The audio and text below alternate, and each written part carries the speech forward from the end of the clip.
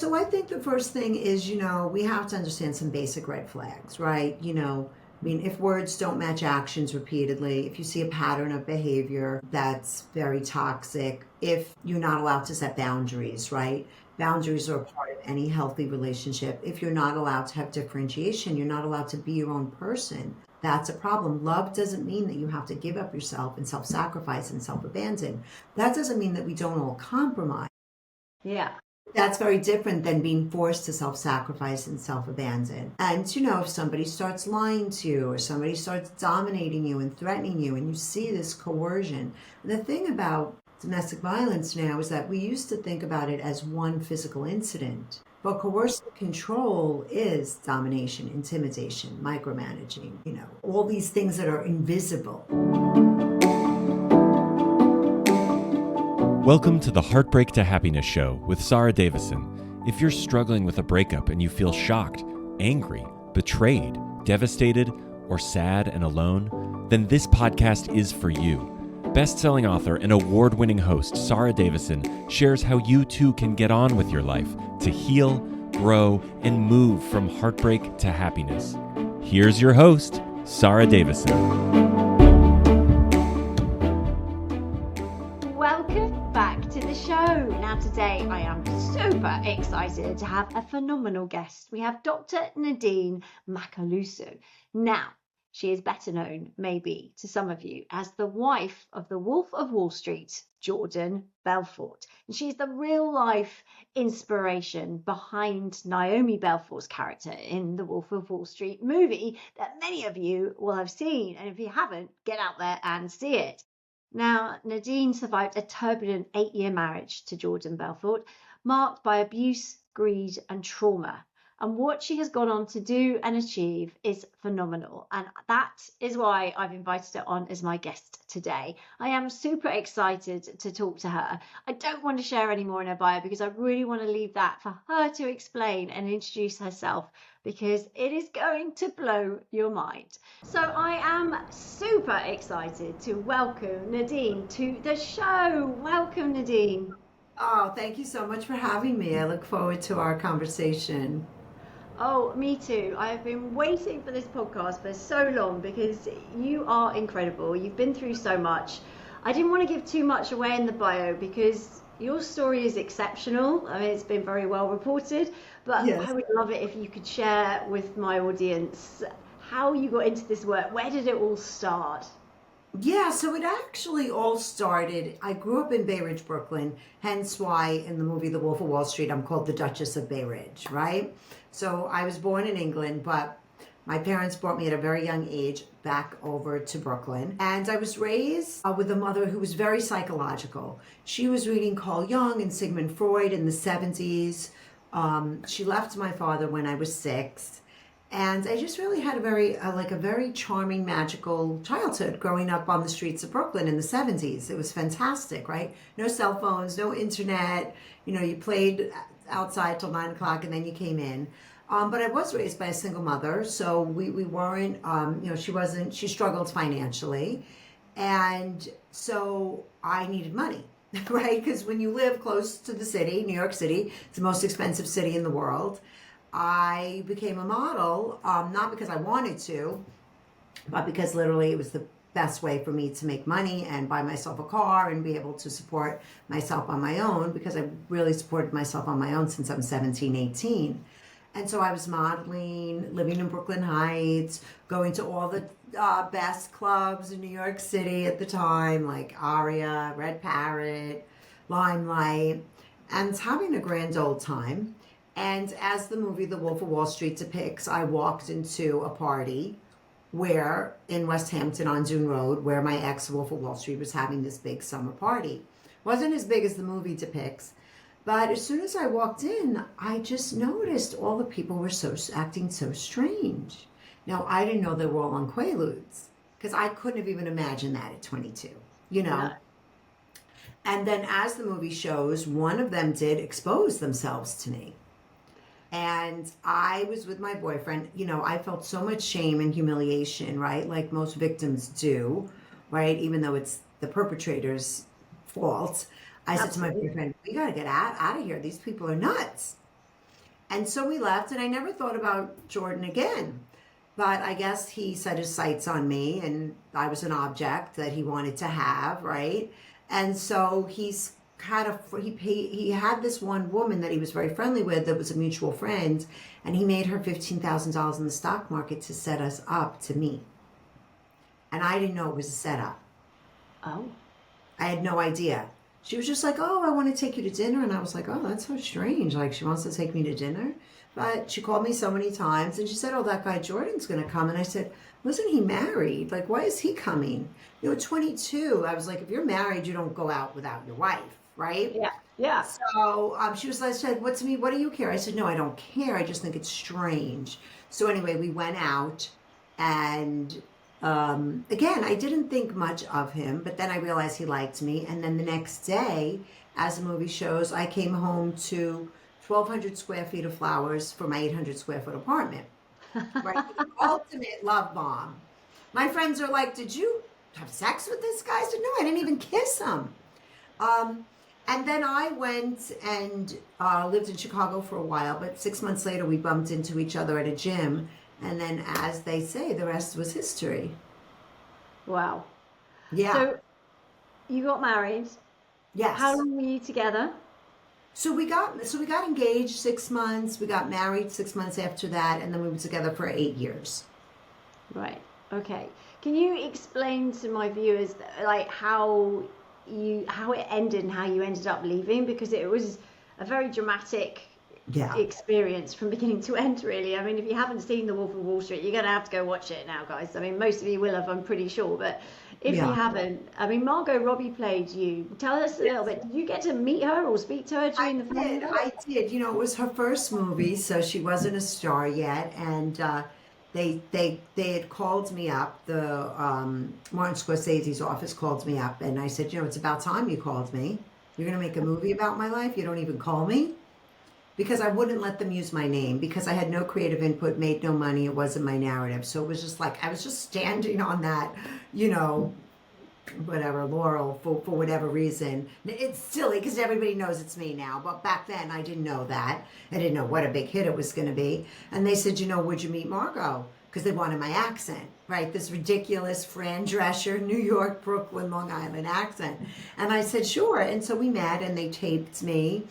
And she was just lovely. She was 22. She was the age I was when I had met Jordan. And we had dinner.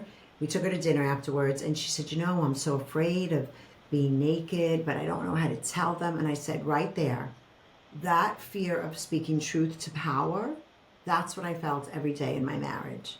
So embody that, and you'll get the role right. Wow.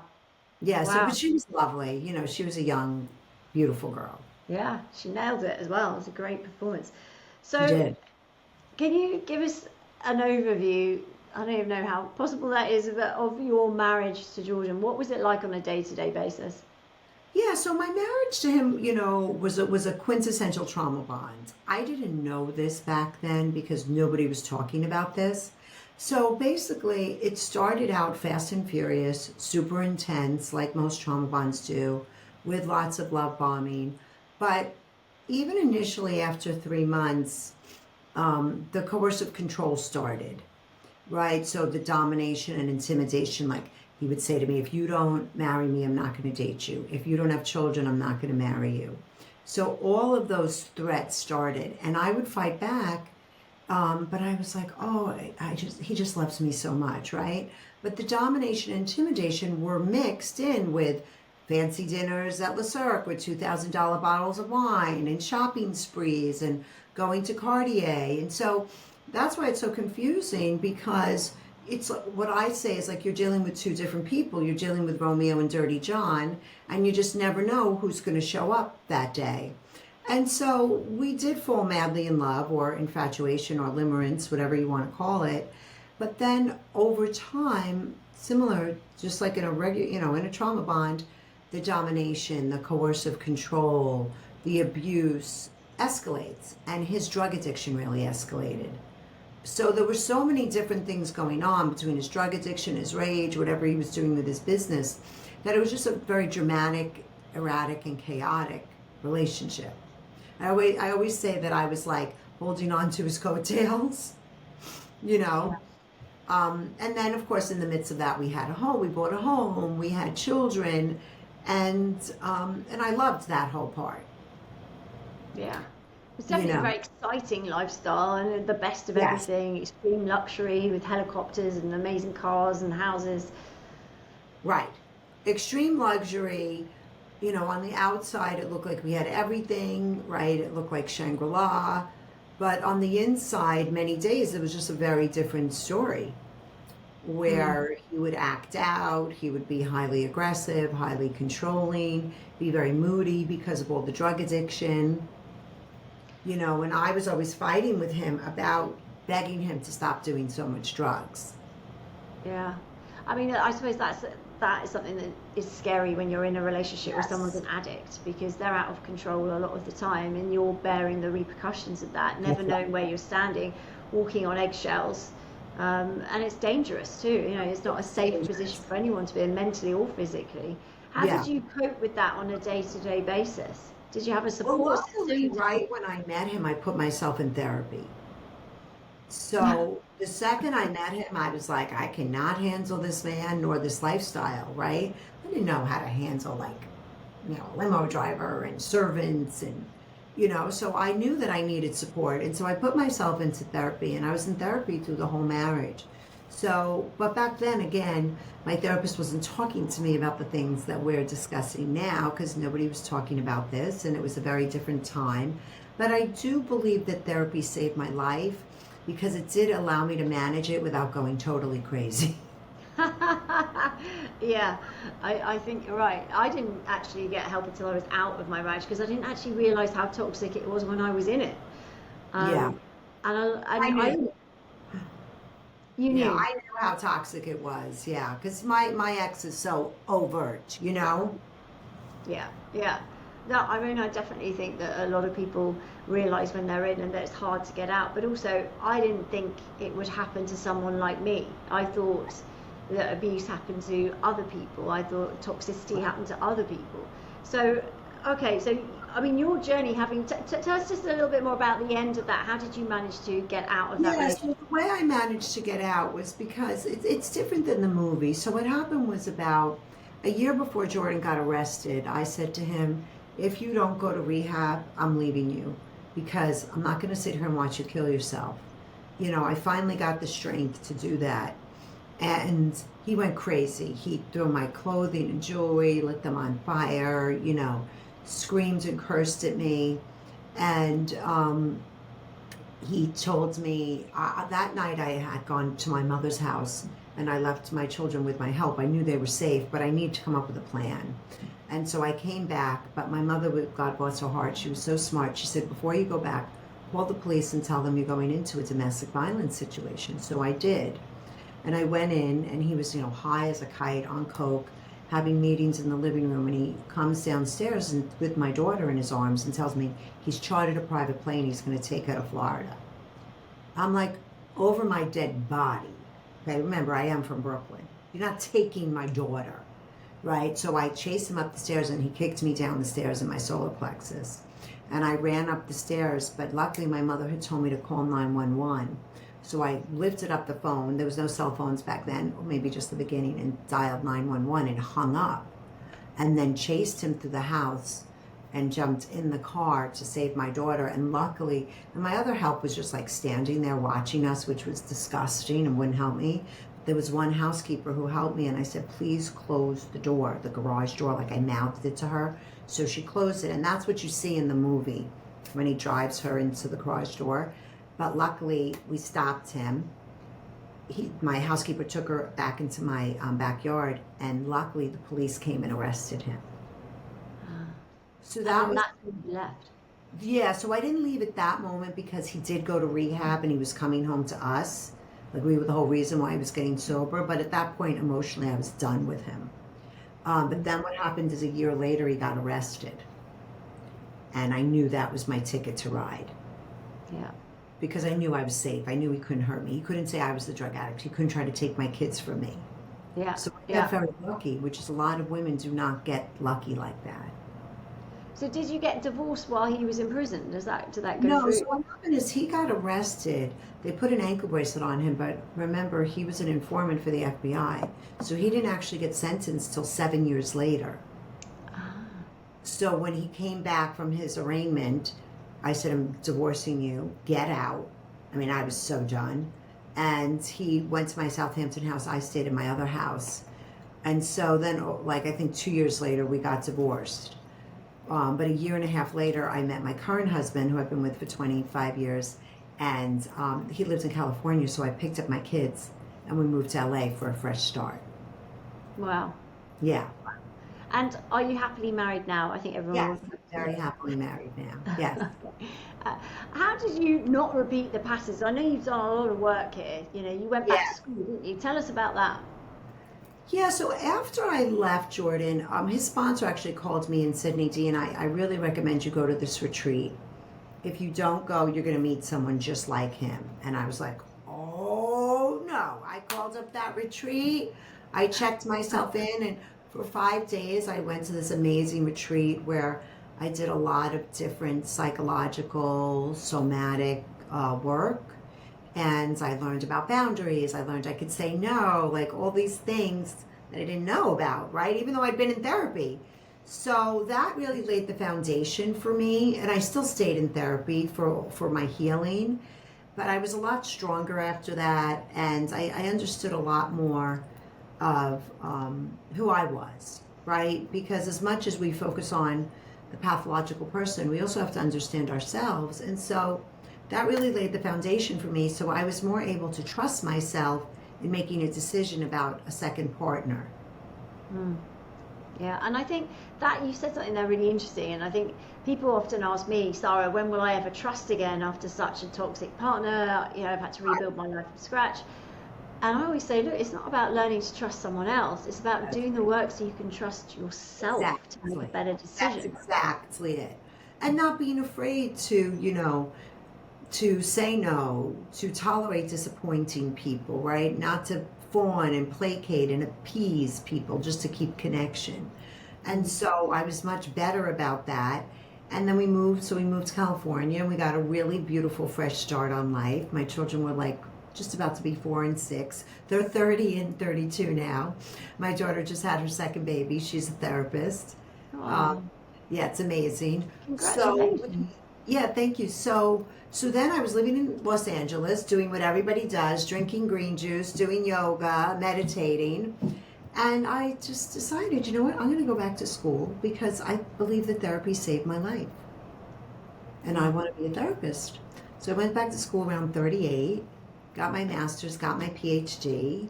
And while I was doing that, my ex wrote a book, and then the movie came out in 2013. I finished my PhD in 2015. But I had already started my private practice after my master's. And I was like, the movie came out, I was like, who the hell is going to want to come to me for therapy? Wow, lots of people, I imagine. If you survive that, Nadine, you can survive anything. I know. But, I didn't really think that at the time. I just didn't really realize that. I was like, oh my God, I'm going to appear so crazy. But actually, people said what you said. Wait, you went through that and came out like this? Then I believe that you can help me. And so then what happened was that I had my private practice in Manhattan Beach, California, and all these smart, bright, beautiful women were coming into my office being betrayed, being cheated on, being lied to, being financially coerced, sexually coerced, controlled, abused, verbally abused. And I said, we have a problem. I'm like, are we in the 1950s? That this is still happening? And so that's when I went back to the research and wrote my book, Run Like Hell, which is all about trauma bonds and coercive control and who the pathological person is, who the women are that are usually victims. I explain what it is, and then I go through how to escape and how to heal. I just think it's incredible how you've turned your pain into your superpower, because I've met Jordan, as we talked a little bit about before we came on recording, and I've had the experience of having a disagreement with him as well, which was a really difficult moment, one that I'm never going to forget.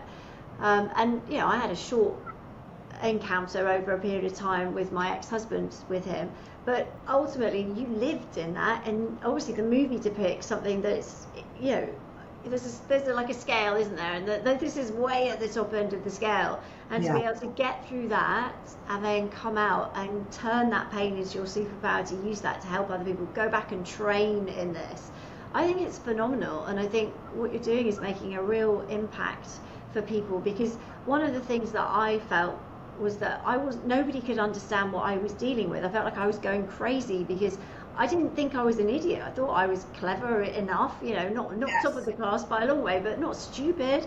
And I didn't know that this kind of thing, this sort of coercion that you're talking about, was even abuse. I didn't understand emotional abuse at all. I had no understanding of what that was.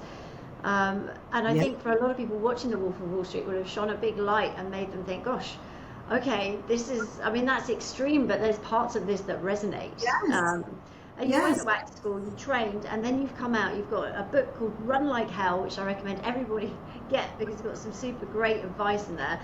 Tell us, let's start a little bit from the trauma bond you touched on. Now, I know people might be familiar with that, but what does trauma bond mean? Because for us, when we're in it, it's love, right? Isn't it love? Isn't that what we're experiencing, right? Yes. Yeah, so a trauma bond is basically a toxic, dysfunctional relationship between two emotionally attached people, right? You're not going to have a trauma bond with the barrister at the coffee shop. You know, you have to be emotionally attached. It could be between lovers, it could be between friends, it could be between parent and child, boss and employee. But the way I write about it is between lovers. And the first thing that makes it toxic is the pathological predatory partner wants power and control over their lover, right? And that's not love. But when you first meet this person, you don't feel like that, because they show up as Romeo. But what happens is that it has to have two conditions for it to be a trauma bond. The first one is a power imbalance. So even though you could start out as equals initially, over time, the predatory pathological partner gains power over you. Now that can happen through, they have more resources. Just the very fact that you love somebody, they can have power over you. The third thing, which happens a lot with my ex, was if someone's very intimidating, dominating, threatening, they instill fear into you. They have power over you. So the first thing is a power imbalance. The second thing is intermittent reinforcement, meaning 70% of the time, the partner's cruel, controlling, betraying, lying, right? And we call that dirty John. But 30% of the time, they're nice, they're charming, they're generous, they're kind, they're helpful. So it's those two extreme behaviors of kindness and cruelty that the pathological partner is always vacillating between. And so you never know, is he good or is he bad? Am I crazy or is he crazy? Is the relationship good or bad? And so hope is the hook that keeps you stuck in the trauma bond. So it's actually a very complex psychological process, right? That people just think, like, why don't you just leave? Everyone says that. Why don't you just leave? Why don't you just go? And all my clients say, well, people are saying, you know, why did you stay so long? But it's really hard to leave, isn't it? It's really hard, because just when you've had it, just when you think it's enough, Romeo comes back. And you're like, oh, there's the person I fell in love with. Or maybe you don't leave because you fear them. We know that post-separation abuse is real. We know that the most dangerous time for a woman is when she leaves a trauma bond. So you might fear them. You might be financially and emotionally dependent on them. You might have children, right? So there's a lot of different reasons why people don't leave. But the main one is the cognitive dissonance, which is the mental confusion you feel. Is he good? Is he bad? Yeah. Or is it me? Because like I must be the idiot. Yeah, you're being told it's you too, right? You're getting constantly told you're an idiot. So then you stop trusting. And think about it. You're being gaslit, so you don't know what reality is. You're being manipulated. You're being lied to your face, and you're being coercively controlled, meaning they're pressuring you to be the person they need you to be, to live the way they need you to live. So you also lose your sense of self. Yeah, and that can be really disorienting because then the thought of leaving and being on your own or providing for yourself, because you talked about being incredibly independent, emotionally and financially from a young age, but then you get into this relationship and you give all your power away to somebody that has seemingly a lot more, and that's that power imbalance. It's really hard to leave. It's really hard. And the thing is that for me especially, I am not a pathological person, right? I'm just not a pathological predatory person. That doesn't mean I'm perfect. I am very imperfect. Just ask my husband and my children, right? But the thing is that what I want people to realize is that often people will say, well, maybe it's me, because they're always blaming. The predator's always blaming the victim. But here's how you know it's not you. It's about the motivation and the intention behind the behavior, right? When I showed up in my relationship, I just wanted to love and be connected and build a life with somebody. I wasn't entering this relationship to have power and control over Jordan. Yeah. But that's one of the main differences, right? And I'm not, this is the way I say it. This pathological lover will use, harm, exploit, and betray anyone and everyone to get their needs met for money, power, pleasure, and status. Gosh, that's really good. Money, power, pleasure. Right, so they'll use, they'll harm, they'll control, they'll exploit, they'll betray, right? These are the things they do that are so harmful to get their needs met for money, power, pleasure, and status. And so when you think of it just like that, it's pretty simple. Yeah. But I think the interesting thing is because they can be nice. And because also what you see behind closed doors is very different to what the general public will see. 100%. Hey, it's Sarah here. Just to remind you that we have 3 online support groups where you can find your tribe and get coaching support from my elite team coaches to help you with any kind of breakup, divorce, separation, toxic relationship breakdown. Get your questions answered and get the boost you need. Also, if you'd like to join our coaching community and turn your pain into your superpower and become a breakup and divorce coach with us, then you can also find the details on my website, sarahdavison.com. We look forward to seeing you soon. And so when you ask so you might say to someone, but they're not being really kind, or mention something, they say, but they're so generous, they're so fun, they're life and soul. You'll work through it. It must be a bit of a blip. But people don't really understand the depth. I mean, especially in your case, of what you were dealing with there behind closed doors was just... The rage was so scary, and I'd never experienced rage like that. As I said, I was born in England, so my mother was very British, and she would just get a British tone, don't you dare. But I never got yelled at. So when I started to get yelled at over nothing, he would accuse me of having sex with the golf pro. I'd be like, what? I'm taking a golf lesson because you like golf. Right? And so that's the thing about this pathological person. They get mad about nothing. Yeah. And you never know when it's coming. Shells. Yeah. Yeah. And they are totally great you're right, because they're so into their image to the world. Yeah. And abuse can be nice as well. So, for example, when they're being nice or manipulating, they're still manipulating you. It's just that it serves them better in that moment to be nice to you, right? Rather than being that's what people don't understand. And I say this to the women I work with, and I always say, I'm going to tell you something really hard, and I want you to brace yourself. They're like, okay, what is it? I'm like, the nice part was manipulative too. Yeah. That's hard to hear. It's hard to hear. But the Romeo, the flowers, the dinners, the love bombing after they've abused you, it's manipulation. So a lot of people, I'm sure, ask you, because they ask me this question too, did they ever really love me? Yeah. Well, this is what I say. My definition of love is, of course, about quality of connection, warmth, tenderness, kindness, compassion. But there's a second piece to love that we don't talk about, and that's giving someone the space to be who they are. And in a trauma bond, you have to be who they want you to be. So to me, that's not love. Yeah. There's no personal freedom. Situation, but it's not love. And it's hard when you're in it to differentiate that. Oh, yeah. I had no idea. I mean, my head was spinning in 10,000 directions. I had no idea which way was up, but I knew it was wrong. but I didn't have words, right? And that's why I wrote my book, because we have to name it to tame it.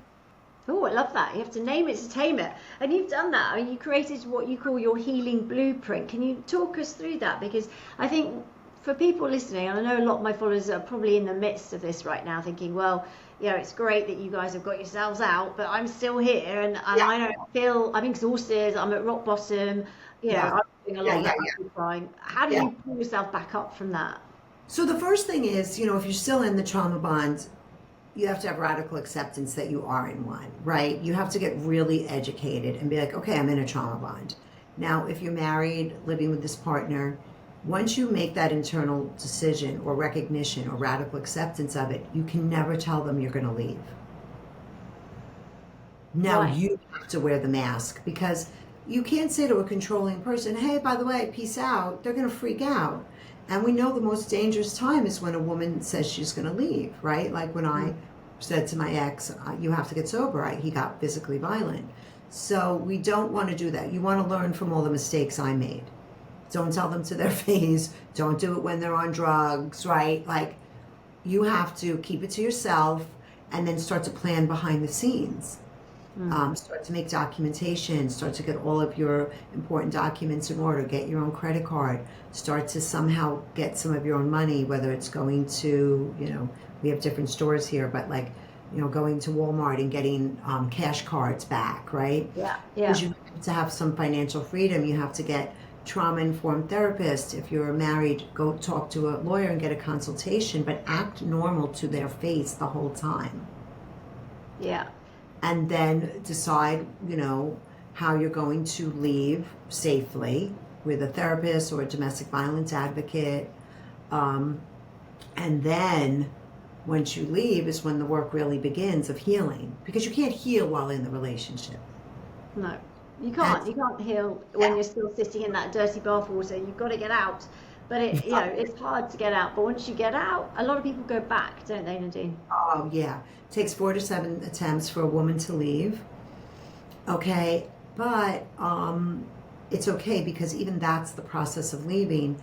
And so in my book, the first thing you do, you've been through relational trauma. You have to stabilize with extreme self-care. What are you eating? What are you drinking? How are you sleeping? Do you need medication? Are you exercising, right? Because self-care stabilizes us after trauma.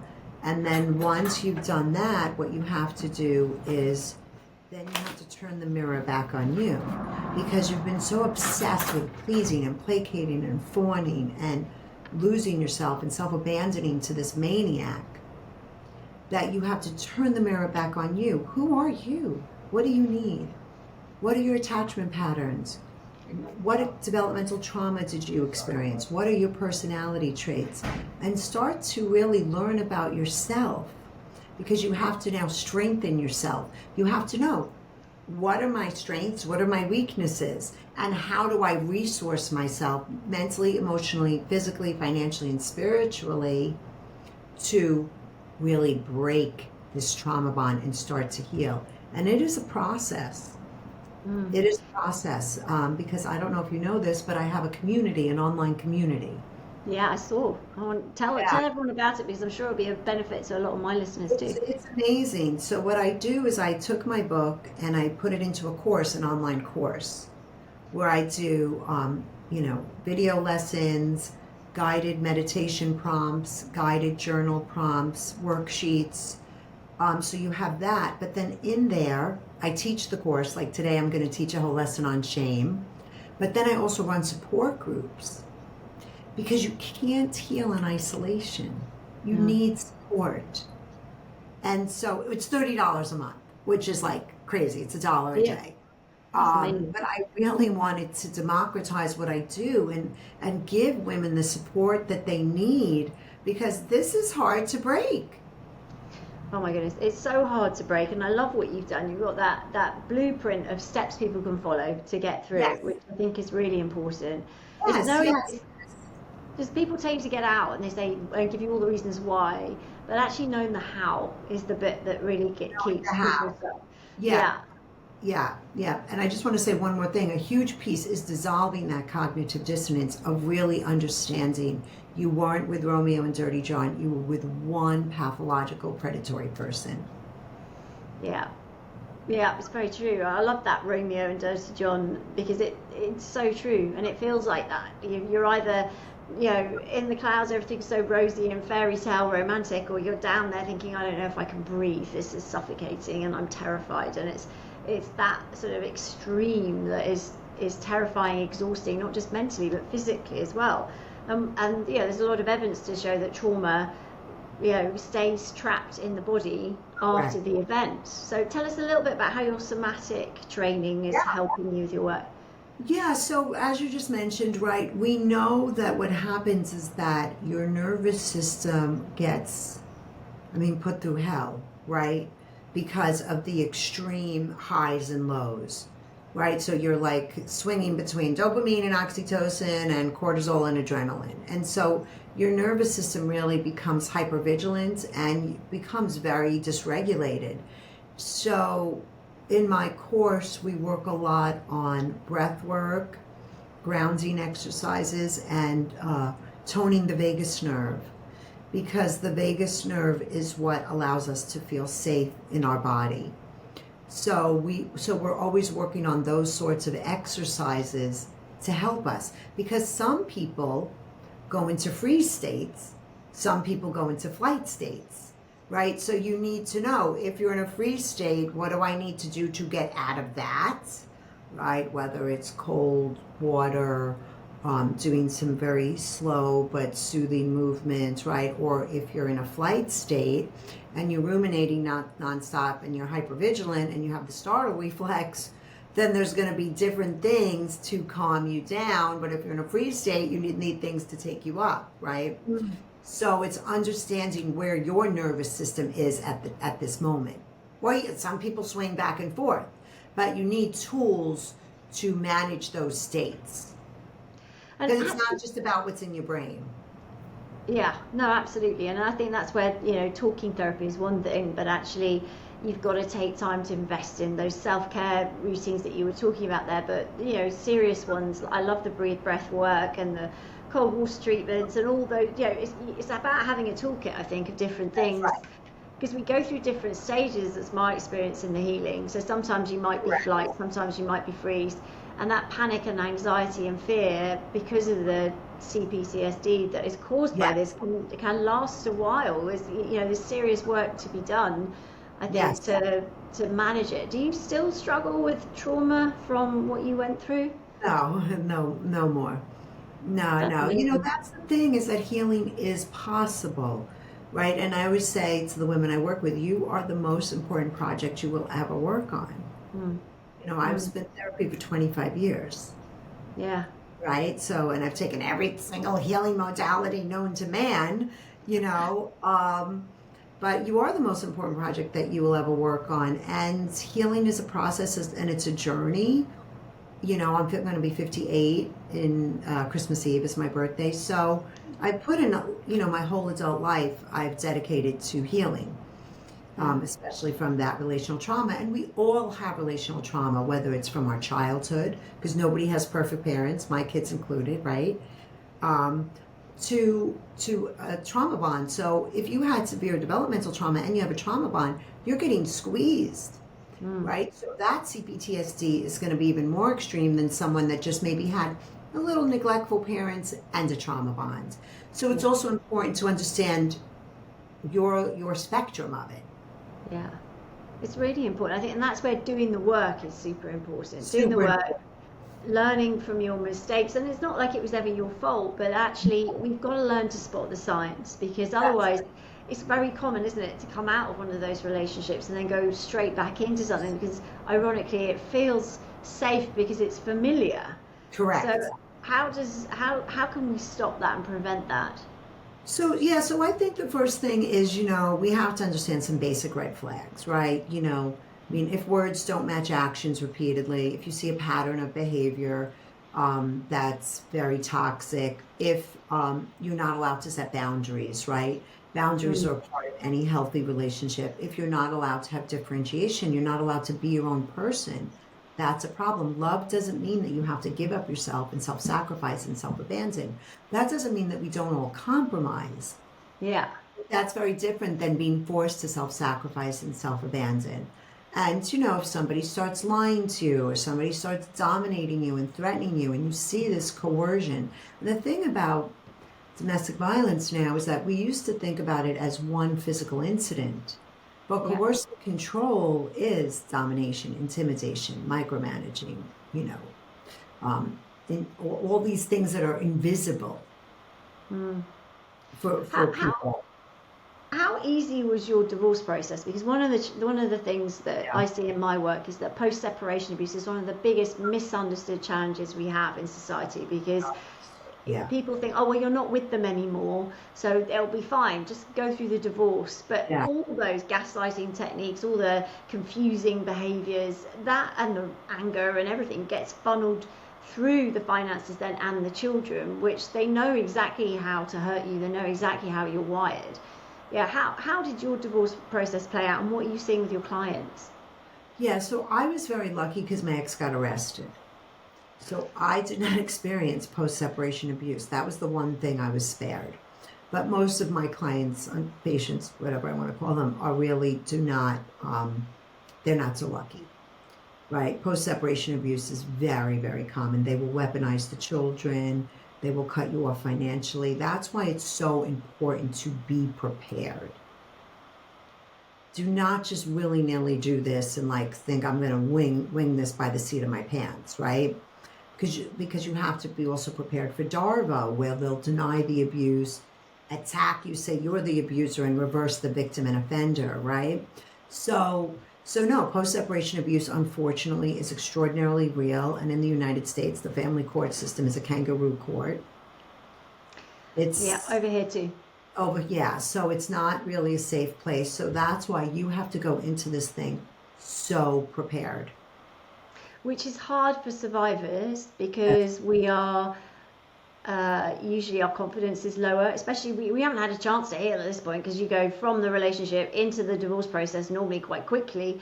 You're still healing, you're still confused, you're still even coming to terms that you actually were in quite a toxic relationship. For some of us, we didn't even realize that too much at the time. So there's a whole learning curve whilst you're going through it. It can be really debilitating. Plus we go in, and I think, well, I certainly went in, and I know a lot of my clients do, thinking they're going to get justice because it's a court system. But actually, you may as well change the word court for casino, in my experience over the years. I mean, honestly, you really don't know what you're going to get. Right. It's not an emotional justice. It's not a justice system. You know, it's not a justice system. And the unfortunate part is a lot of these people with cluster B personality disorders, these pathological people, you know, it's very hard to mediate with them. It's very hard to settle with them. So a lot of times you do end up in court. But again, that's just so important. That's why this sort of education is so important. And that's why I designed what I do, because I don't want anyone to feel like I did when I was going through that. And I wanted to provide coaching support that would help people every step of the way. That's right. Because it's so necessary. It's so necessary. And you don't have to go through it alone, right? There are helpers like us out there. You know, so look for the helpers. Look for the people that this is their specialty. Yes, because there's a lot of people saying they can help who aren't trained, Nadine. Have you seen that in the US? Oh my God, yeah, it makes me nuts. Well, because they do more harm than good, right? And this is a very dangerous, psychologically damaging situation, and you need the right help, you know? And so there are people like us out there, and just reach out to them, you know, because it's worth it. I don't care, you know, just don't buy a pair of shoes. Like, you need this sort of help. And that is why I started my community, because I understand that afterwards, financially, it is so challenging, and there is so much financial hardship, and there's a lot of financial coercion. So I still wanted women, if they really feel like, oh my God, I need this help, they can access it. Yeah. It's interesting. I mean, you had a very extreme case, but we walked very similar paths in a lot of ways.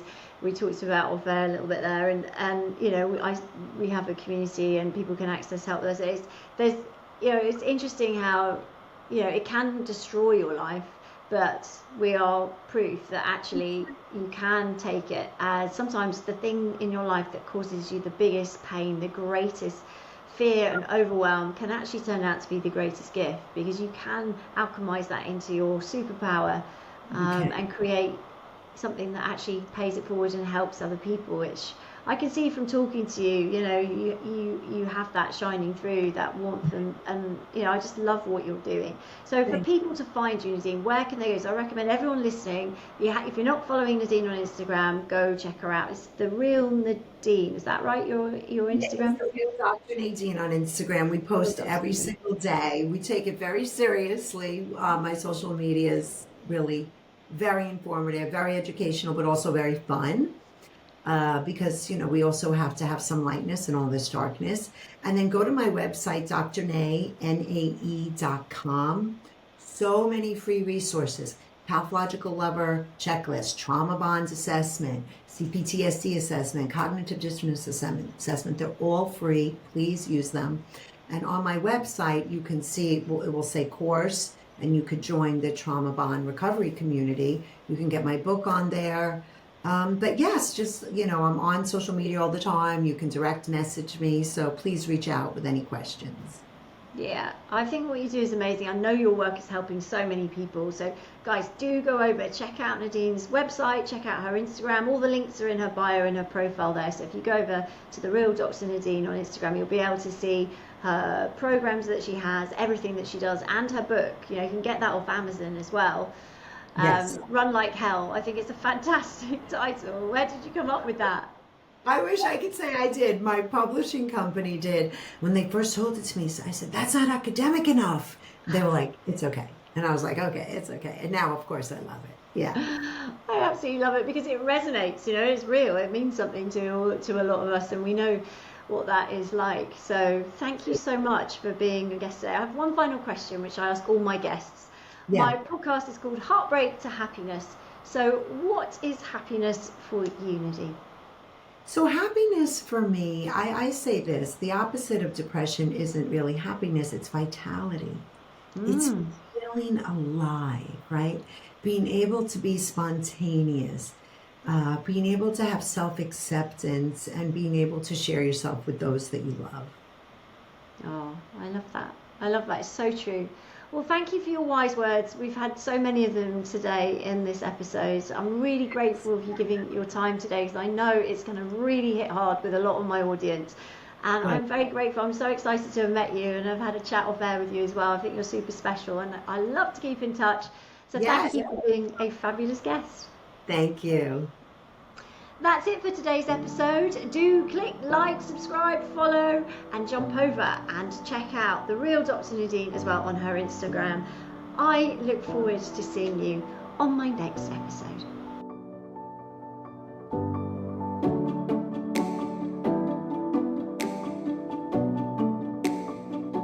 That's it for today's episode of Heartbreak to Happiness.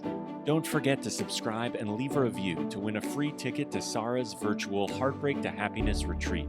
This is a transformative combination of live webinars with Sarah herself, coupled with her empowering online video program designed to help you cope better with your breakup and start feeling happy again. Thank you, and join us again on the next episode for another dose of Heartbreak to Happiness.